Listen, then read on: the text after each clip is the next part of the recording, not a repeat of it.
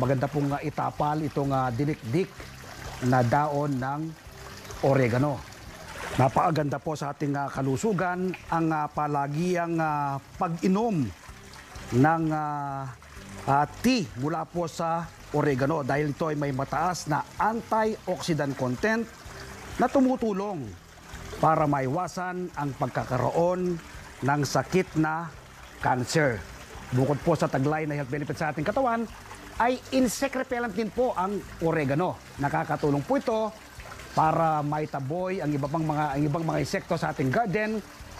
Kung sa loob naman po ng ating bahay ay nakakatulong ang oregano para hindi po pamahayan ng lamok yung ating tahanan o ayaw po ng mga lamok ang amoy ng oregano. Ilan lang po yan sa taglay na health benefits sa ating katawan ng oregano. So ngayon ay magtatanim tayo ng oregano. Dito po tayo magtatanim, self-watering oregano po ang ating tatanim. Ito po yung bote na nakahati po. Pinaggamitan ko na po itong boteng ito. Pinagtamnan ko na. Ngayon gagamitin naman natin sa ating oregano. No? Yan, ito naman po yung ating lupa. No? Buwagag na lupa. Ang composition po nito, components mixture po nito ay 60% buwagag na lupa, 20% ay carbonized rice hull at another 20% ay vermicast. Makikita nyo po buwagag ang lupa natin sa ating pinagtatamnan ng ating mga laman. Pinagtamnan ko na po sa ibang mga laman to, pero gagamitin po natin uli. So lagyan natin ng lupa itong ating bote ng mineral water. Hanggang ano lang po nito, no? Liig lang, huwag nyo pong masyadong pakapuno. So yan. So ngayon ay tatanim na natin itong ating dalawang tangkay ng oregano. Ito po sa ating bote ng mineral water. Napakasimpleng-simple lang po ito, no? Ibaon nyo lang pong ganyan. Yan. Baon nyo lang po. At mabilis po yung tumubo. No? Pagkabaon, yan, medyo magkaiwalay lang po sila ng kaunti. Pagkabaon ay diligan lang po sila, patubigan. Para mag-fix po yung lupa sa ating itinanim na tangkay ng oregano. Yan. Po natin tuwing umaga, didilig-diligan nyo lang po ng bahagyang ganito. Para mabilis pong tumubo ay tatakluban lang po sila ng ganito. Taklob nyo lang pong ganyan. Itong bote ng soft drinks. Para hindi po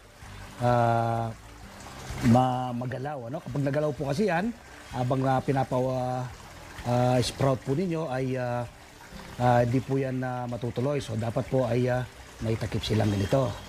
Okay, habang tatagal po, nagkakaroon ng moist po yung ating bote, no?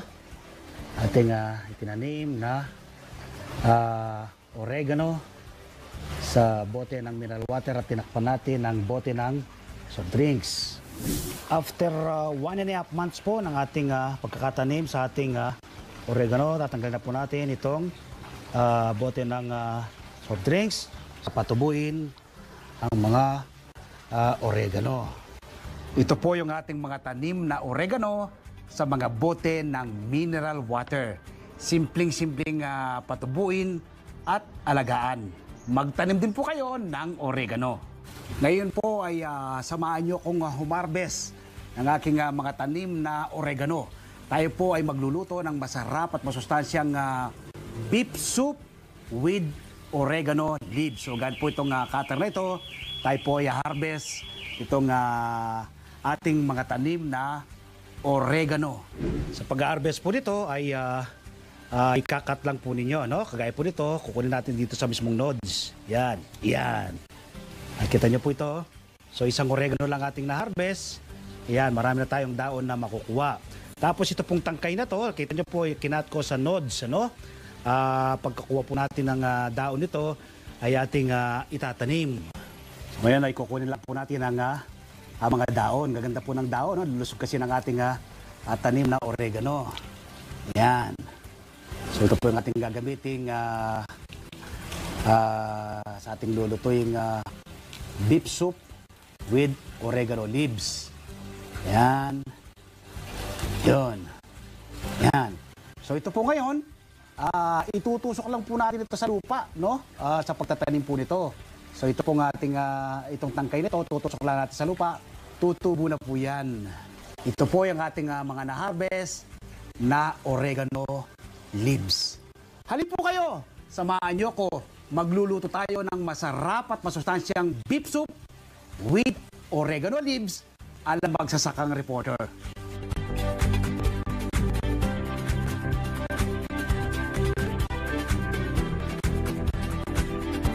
Ito po yung kumpletong sangkap ng ating lulutuing masarap at masustansyang beef soup with oregano leaves ala magsasakang reporter. Siyempre po yung ating beef, yan po yung ating beef. Pressure cooker ko na po yan kaya malambot. Ano?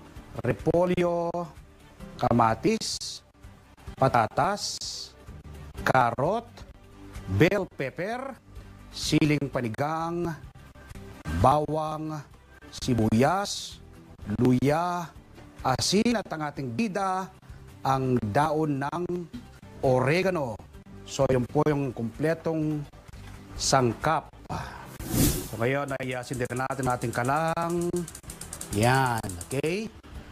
At yung pong sabaw nating nilagay, pang soup natin, yung pong pinaglagaan natin ng beef. Yan. Ating paglulutong masarap at masustansyang beef soup with oregano leaves. Alam sa reporter. Yan, unahin natin ay ang carrot. Yan. So yung carrot. Yun. Okay, sunod ay ang patatas. Yan. Sunod ay ang ating beef. Yan. Dahil inano po natin yan, ano? Malambot na siya.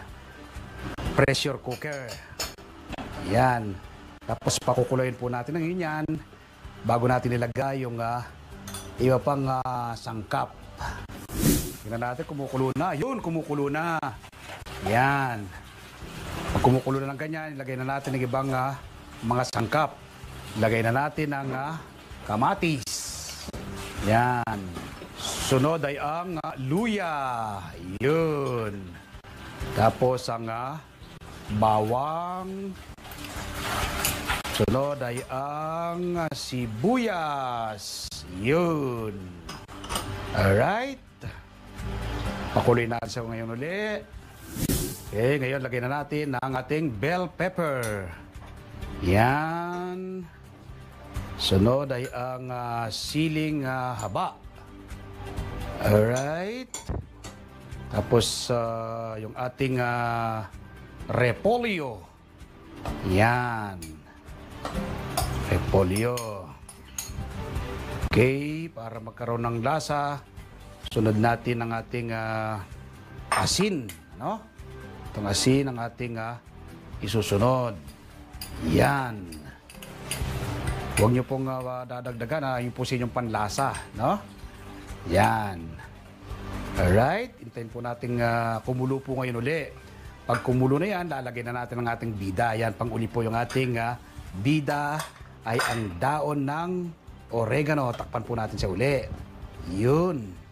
Ayun, kumukulo na siya uli. Yan, kulong-kulo na siya. Ang bango ng usok, Yan. Okay, panguli yung ating bida. Yan, ang daon ng oregano. Yan. Okay, lagay po natin ang daon ng oregano sa ibabaw. Yan. Okay. Akala po ng iba, ang oregano ay talagang pang ano lang siya, no? Panggamit lang sa panggamot sa sipon. Hindi po na alam ng iba na ginagamit din po siyang pampasarap, pampalasa, pampasustansya ating mga lutuin. Yan, takpan natin. At kapag kumulo na ng bahagya to, ready to serve na. Yan. So yan, lutong-luto na. Yan. So ngayon po ay titikman natin itong ating bagong lutong beef soup with oregano leaves. Alam magsasaka reporter kung ganito kasarap. Okay, kuha tayo ng ating sabaw. Lagyan natin ng konting beef. No? Titis natin. Malambot po yung ating beef dahil pinrest yung cooker natin.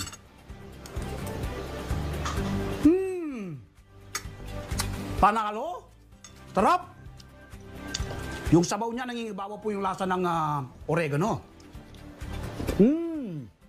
Champion!